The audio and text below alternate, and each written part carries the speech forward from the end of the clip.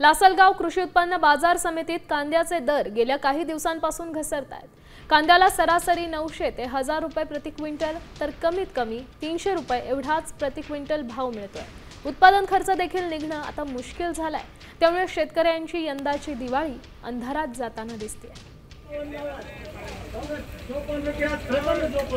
आपण पाहू शकतोय ऐन दिवाळीच्या सुरुवातीलाच कांद्याचे दर पडलेले आहेत 900 ते 1000 रुपये प्रति क्विंटल तर कमीत कमी 300 रुपये एवढाच प्रति क्विंटल भाव मिळतो। त्यामुळे शेतकऱ्याचा उत्पादन खर्च पण यातून निघत नाहीये। एकीकडे अतिवृष्टी झाली त्यामुळे शेतीचं नुकसान झालं, दुसरीकडे कांद्याचे भाव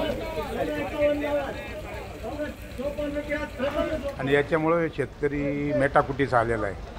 ऐन दिवाळीच्या सणाचा टाईम असताना आज बाजारभाव काय कुठल्याच मालाला राहिलेला नाही आहे आणि नाफेडचा कांदा त्याच्या आलेला आहे। तो नाफेडचा कांदासुद्धा जर त्यांनी बंद जर केला, समजा तिकडं दुसरी काही त्याची विल्हेवाट लावली तर शेतकऱ्याला 2 पैसे काहीतरी भेटतील।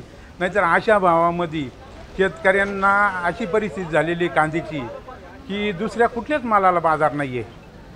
तर मग शासनाने असं करा, जास्त चांगल्या पद्धतीचा बाजार जर कमीत कमी 1500 रुपयाच्या पुढं 2000च्या पुढं अशा पद्धतीत बाजार जर झाला तरच त्याचा खर्च निघू शकेल, नाहीतर त्याला कुठलाही पर्याय राहिलेला नाही आहे। शेतकरी हा मेटाकुटीस आलेला आहे। प्रत्येक मालाचे बाजार डाऊन झालेले आहे आणि आज कांद्याची परिस्थिती अशी झाली 700 पासून 1100 1200 पर्यंत बाजार निघू राहिलेले।